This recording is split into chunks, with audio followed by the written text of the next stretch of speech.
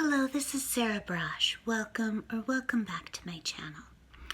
So there have been so many interesting things that have happened in the world of cancel culture in the past week or two. So the first one I'm going to talk about tonight, and I'll do a video just about this for now, is this actually happened, it looks like a couple months ago, but I only recently discovered it. So Jennifer Bardi, who was like the basically second in command, I believe, at the American Humanist Association, which is a secular humanist organization in the U.S., and she was also the chief editor of their magazine, The Humanist. She was ousted. And so why this is so terribly interesting, and I just discussed this quite a bit on Twitter, is that, of course, they played a big role in the Get Sarah Brosh Killed industry after the Living or Napping While Black hate crime hoax at Yale. And I've told the story of what happened, but just to do kind of a quick nutshell version. So about a decade ago, I wrote a couple pieces for the Humanist of the American Humanist Association. They loved my pieces. They were anti-oppression essays. I had a very close mentoring relationship with Jennifer Bardi. And I had moved to France after getting my JD and passing the bar, the New York State Bar. I moved to France to work with this really fierce women's rights organization, Ni Putes Ni Soumises, and that roughly translates as neither whores nor submissives. And they are a secular organization, which is why I was attracted to them. But as I've discussed quite a bit on Twitter and elsewhere, most of the women who worked there were from the predominantly Muslim immigrant, ghettoized suburban communities surrounding the major cities of France. And they took a very strong line against sexual violence, gender violence, against violence perpetrated against women and girls. So this community rose up as a response to the egregious violence being perpetrated against the women and girls of these communities, the housing projects, and the ghettoized and depressed suburbs, the suburban communities around the major cities of France, which are predominantly comprised of Muslim immigrants, especially from North Africa, so Algeria, Morocco in particular, but also Guinea, also sub-Saharan Africa too as well, but the former French colonies in Africa predominantly. So anyways, she was, Jennifer Bardi, the sort of second in charge. She wasn't second in charge of the American Humanist Association at that point, but she was the chief editor of the Humanist magazine, and she loved my anti-oppression pieces that I wrote for her. She was engrossed, just like completely enthralled by this experience that I was having with Ni Putes Ni Soumises in France, and in particular, the fact that this women's rights organization comprised predominantly of women's rights activists from a Muslim immigrant background in France, that they supported what was colloquially known as the burqa ban, the anti-face mask law, targeting, the niqab in particular. So Jennifer Bardi, and they supported, as I've discussed, and I'll probably do more videos about this. I've already done videos about this, but they supported the burqa ban as a civil rights measure, as a public desegregation measure. And gender desegregation of the public space is one of the pillars of their movement. And this is also something that that I've discussed before, that is a very particular French Republican value. Republican meaning a value that represents the French Republic, constitutional principle that your French citizenship really complete, free, and unfettered access to the public space is part and parcel of your French citizenship. So this is why, desegregation of the public space along religious lines, along racial lines, along gender lines is a very, very particular issue for them. More so there in France than here in the US, but I think that we should adopt the stronger French secularism, which is called laïcité. But anyway, I've discussed all this before. But my point is that Jennifer Bardi was just completely mesmerized by this experience I was having with Ni Pute Ni Soumise in France. And she asked me to write the piece about the burqa ban and why Ni Pute Ni Soumise supports it and why I supported it, because we both see it as a civil rights measure, as a public desegregation measure. So anyway, that was what happened 10 years ago. And I started publishing, I didn't get very far, but I started publishing all of my email correspondence with her to show that after the Living or Napping While Black hate crime hoax at Yale, basically everything that Jennifer Bardi said about me was a lie.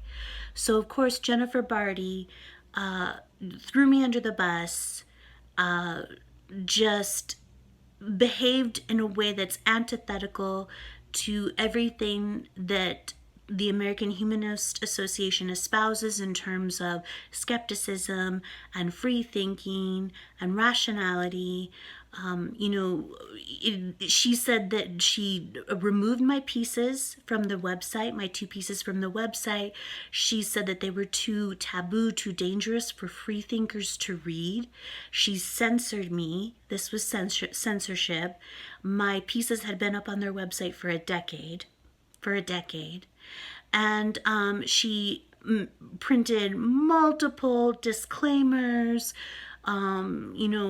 multiple letters from the editor to begin the Humanist magazine issues, explaining, that I'm this horrible, egregious, racist, and Nazi white supremacist. And she basically prostrated herself and said that she just was so sorry that she didn't recognize how racist and evil my anti-oppression essays from a decade ago were, and it was just completely insane. It was insane. I couldn't really believe what was happening. But then on top of that, she gave Ijeoma Oluo the Feminist of the Year award and printed her speech, her award speech, where it was basically just disgusting lies about me, could only be construed as a death threat meant to bring about my death, drive me to suicide, incite my murder. And Ijeoma Oluo said the most ridiculous and asinine and ludicrous things that she would have been able to divine,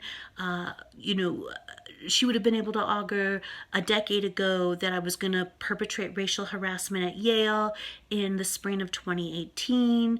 It was just it was madness. It was complete insanity and madness.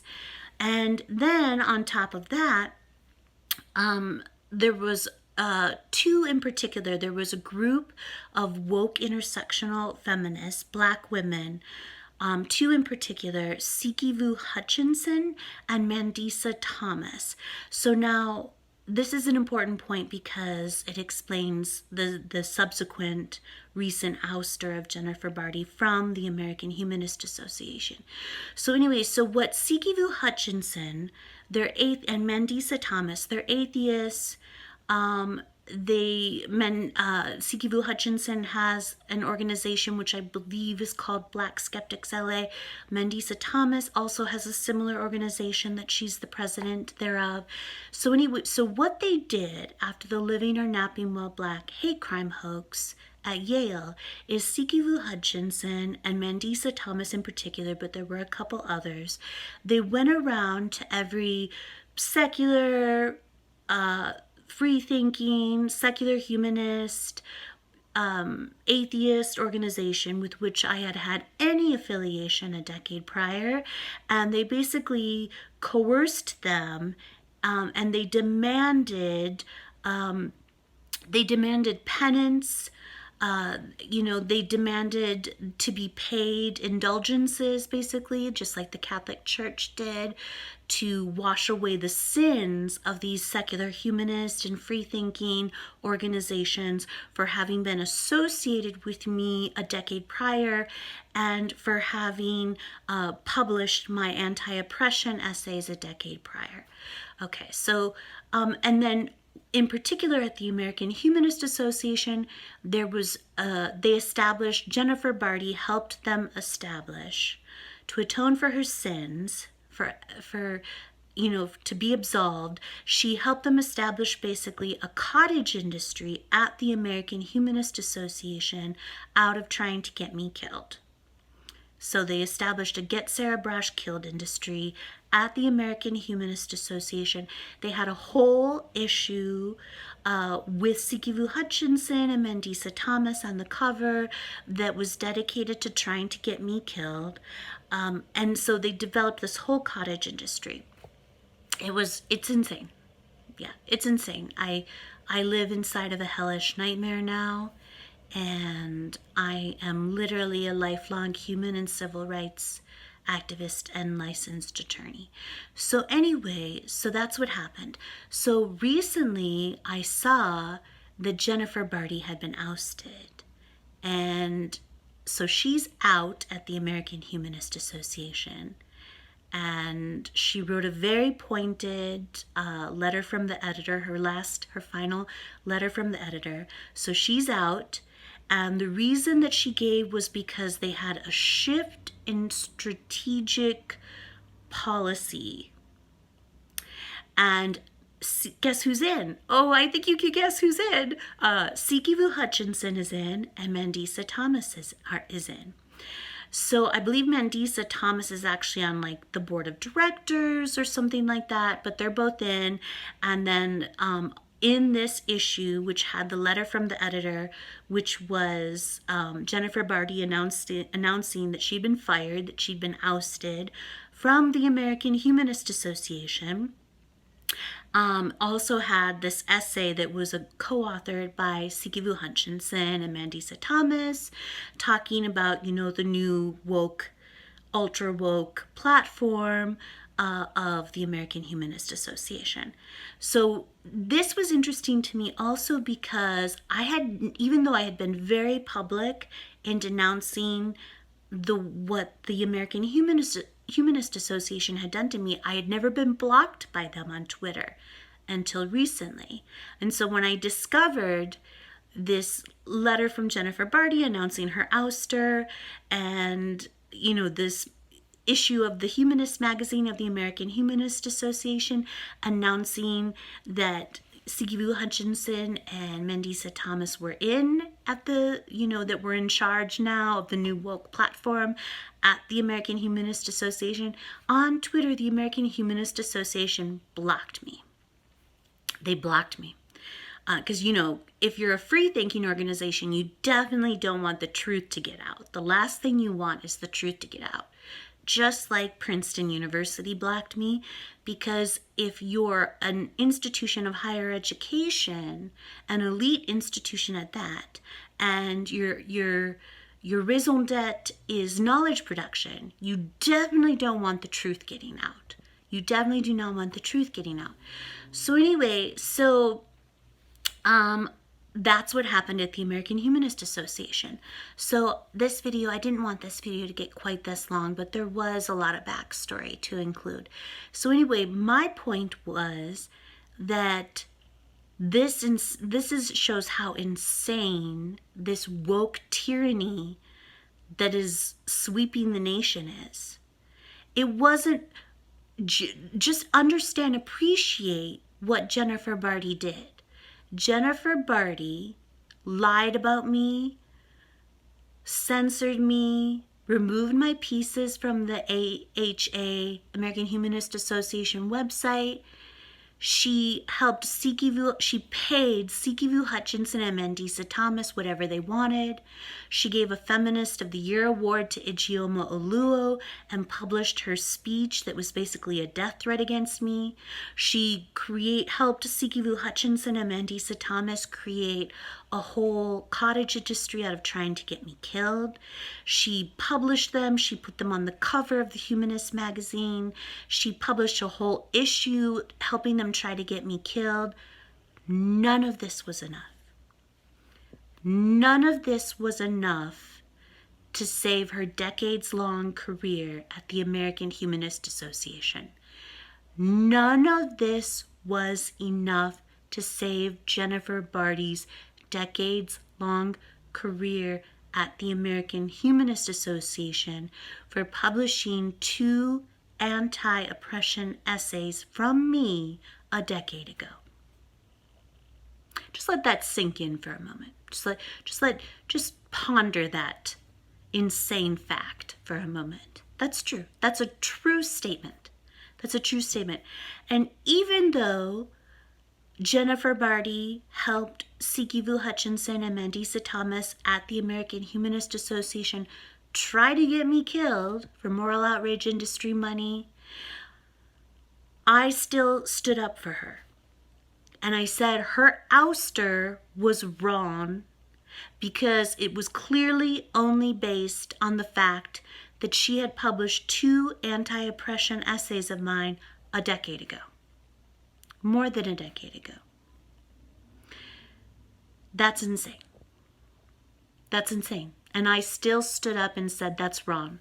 It should be a scandal for a free-thinking industry, a free-thinking organization to end the decades-long career of Jennifer Bardi, to end the decades-long relationship that they have with Jennifer Bardi. Why?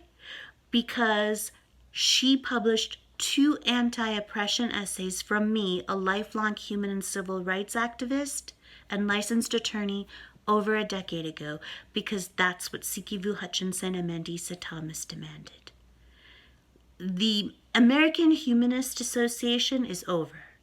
They're done. It's over. No one should support them. No one should be affiliated with them. No one should write for them. No one should accept awards from them. It's dead.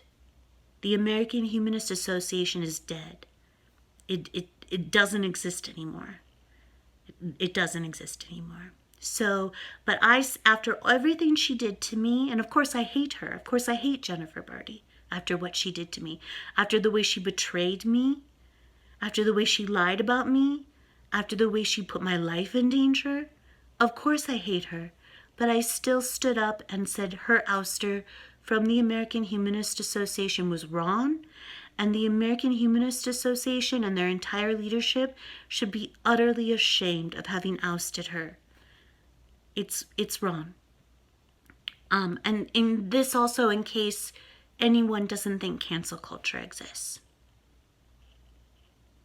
Yep.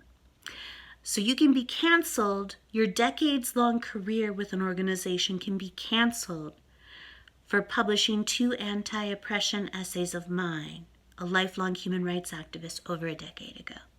That's how insane the moment of cultural insanity that we're living in is. Just appreciate that. Okay, I'm gonna wrap this up. This video got a little long, but I love you all so much. I'll have all of my fundraising links below. GoFundMe, PayPal, and the direct link to donate to my wonderful attorneys at Randazza Legal Group. All right, you guys, have a great night. Bye.